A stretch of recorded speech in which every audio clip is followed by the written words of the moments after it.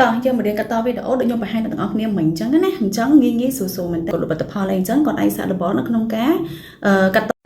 ចូលមកកាន់កម្មវិធី Canva បន្ទាប់មកចុចកន្លែង Insert Template នេះមកបងប្អូនកន្លែងនេះយើងចង់ធ្វើឬក៏យើងចង់បាន poster សាប់ស្រាប់ជាលក្ខណៈគ្រឿង cosmetic ឬក៏ចង់បានជាលក្ខណៈមិនអីចឹងយើងអាចវាយទៅតាមអីដែលយើងចង់បានណាអញ្ចឹងខ្ញុំសាកធ្វើដំបូងកន្លែងនេះខ្ញុំវាយថា cosmetic product ហ្នឹងហើយខ្ញុំសាក search មើលថាតើវាចេញមករបៀបម៉េចចឹងណា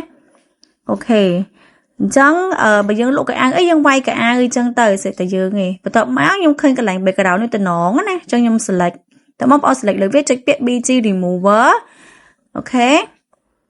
តើមកចុចពាក្យ replace ហើយចុចចូលទៅ gallery ហ្នឹងដើម្បីធ្វើការ replace background នេះឃើញអត់អញ្ចឹងខ្ញុំផ្លាស់ប្ដូរជាមួយនឹង background បែបនេះហើយខ្ញុំចុច gallery ម្ដងទៀតដើម្បីធ្វើការ add ជាមួយនឹង product ចូល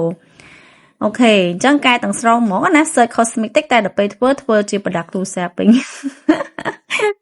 អូខេអញ្ចឹងបន្ទាប់ពីខ្ញុំដាក់រូបផលិតផលខ្ញុំចូលអីហើយអស់ហើយខ្ញុំធ្វើការសេរីវាមកឲ្យវាស្អាតទៅសមទៅតាមangle របស់យើងអីចឹងណាបងប្អូនចាអូខេ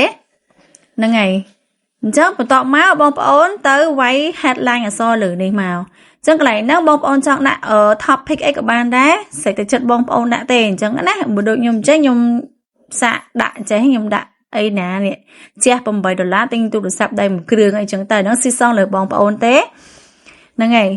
អញ្ចឹងអាចធ្វើការវាយជាមួយនឹង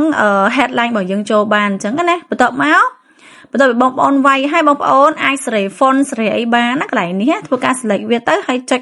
កន្លែងនេះដើម្បីសេរី font អក្សរឬក៏សេរីពណ៌អក្សរឲ្យស័ក្តិសមទៅតាម background របស់យើងបានអូខេហ្នឹងហើយអញ្ចឹងបន្ទាប់ពីបងប្អូនសរសេរអក្សរសរសេរអីហើយអស់ហើយបងប្អូនកែពេញចិត្តអស់ហើយសេរីស្រកអស់ហើយបងប្អូនកែនៅខាងក្រោមទៀតទៅអញ្ចឹងណាចឹងកន្លែងខ្ញុំដាក់ថា order now ហើយអាផ្សេងដែលខ្ញុំអត់ចង់បានខ្ញុំធ្វើការលុបចោលតែបើបងប្អូនចង់បានអាចធ្វើការបន្ថែមបានអញ្ចឹងណាអូខេអញ្ចឹងបន្ទាប់ពីពេញអស់ហើយបងប្អូនទៅរកពាក្យថា animation និយាយរួមទៅនេះវាជួយយើងបានច្រើនដែរអញ្ចឹងណាបងប្អូនទៅរកពី animation មកអូខេចាំបន្តិចដោយសារសេរីអត់ទាន់ស្អាតទេចិត្តខុសពីមាត់ហ្នឹងហើយអញ្ចឹងខ្ញុំធ្វើការស្ដែងខ្ញុំទៅរកពី animation បងប្អូនហ្នឹងហើយចាំបន្តិចអូខេរកពាក្យថា animation មកអូខេហ្នឹងហើយអញ្ចឹងកន្លែងនេះគឺវាមានជម្រើសច្រើនណាឲ្យយើងជ្រើសរើសថាយើងចង់ឲ្យ